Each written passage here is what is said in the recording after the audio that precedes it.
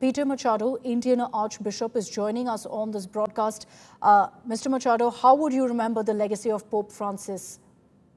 He was a great personality, a tall person, known not only for his religious views, but also as a man of peace, as a man of reconciliation throughout the world.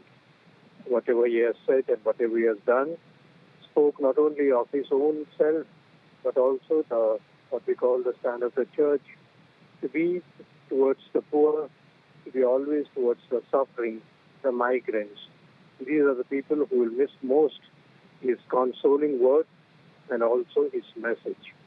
We are sorry that God has called him, but then I think he has done his duty, he has awakened the conscience, and he was the voice of the people, as you can say, the voice of God himself, and we Christians are very happy with whatever he has left behind. Thank you.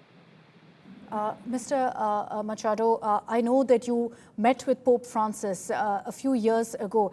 Can you just recount what that experience was like for so many listening to this broadcast who will want to remember Pope Francis, his legacy? Yes, surely he will be remembered for a long time, because he has not only been one of the great popes, but one who has spoken, as I said, for the poor, for the marginalized, for the migrants. And these are the categories of people who will remember him much more. And surely, whatever he has done for the world as such. He was a holy man, a man of God. Machado, can you also, tell us what happens now going forward? I'm sure there's a state of mourning that will go on for the next few days. How does the process really work, on appointing the next pope? Yeah, normally it's an election that is done in the conclave. It's a secret election where the cardinals gather together and elect a new person. Surely they will keep in mind the history, the traditions of the church. And every time we say it's the Holy Spirit who chooses. It's not that we can predict that this one and that one could be the Pope. Ultimately, the will of God that is fulfilled in every election, and we say every age has its own Pope. Okay, thank you very much, Mr. Peter Machado, for joining us here on India Today. You had there Mr. Machado speaking about the legacy and the message that he takes from Pope Francis' life. And for really the Christian community, this is a day of mourning, as Pope Francis, who's led the Vatican for over a decade, is unfortunately no more. A message that's coming from the Vatican has confirmed the same. For the last many weeks, he was suffering from a severe bout of pneumonia. And just when it seemed that he was on the road to recovery, having made a couple of public appearances, including meeting J.D. Vance on Easter morning, and then stepping out also on the Pope Mobile to greet about 35,000 people at St. Peter's Square, it all seemed to be a message that Pope Francis was on the road to recovery and was doing fine. But unfortunately, the news that's come in is that Pope Francis has passed away after that severe bout of pneumonia. He passed away at his residence. Now, for the next few days, you will see a state of mourning in the Vatican.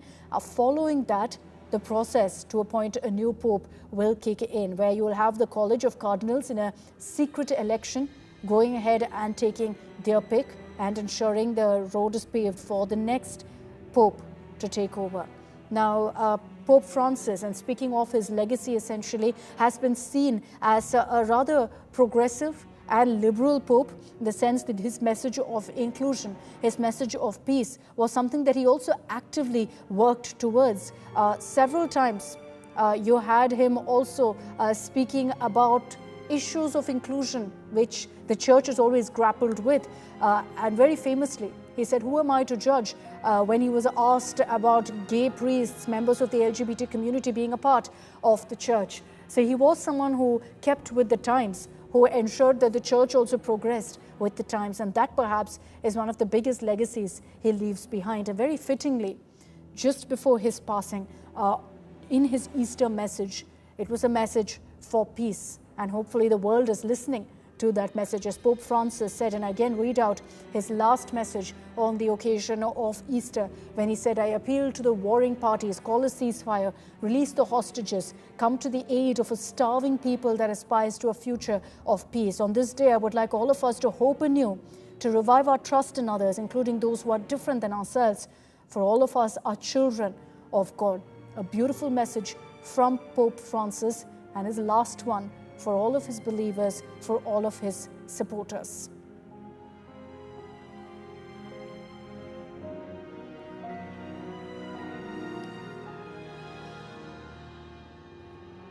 The fact that Pope Francis, even on Easter Sunday, despite his ailing health, chose to step out, chose to greet 35,000 people who had gathered at St. Peter's Square, tells you clearly that his priority was his supporters, was his believers. And so even as he continued his recovery from a near fatal, at that point, of course, a bout of double pneumonia, he still made it a point to step out and greet all of the people who'd gathered there.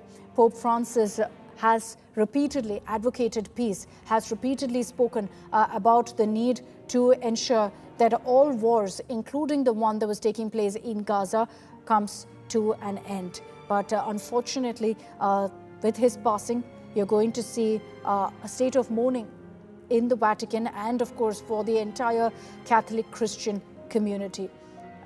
He's, in fact, been the Pope for the last 12 years, and he was, to his legacy, was, in fact, the first Latin American leader of the Roman Catholic Church who became Pope. He became Pope in 2013. Of course, he was the first Pope, like I said, from the Americas. He was elected as Pontiff at the age of 76. Over the course of 12 years, he's reorganized the Vatican's bureaucracy, written several teaching documents, and has created more than 900 saints. He's also widely been seen as someone extremely inclusive, opening up the global church to also the modern world, ensuring it wasn't kept behind in its traditions and practices and beliefs, but moved forward as traditions moved forward.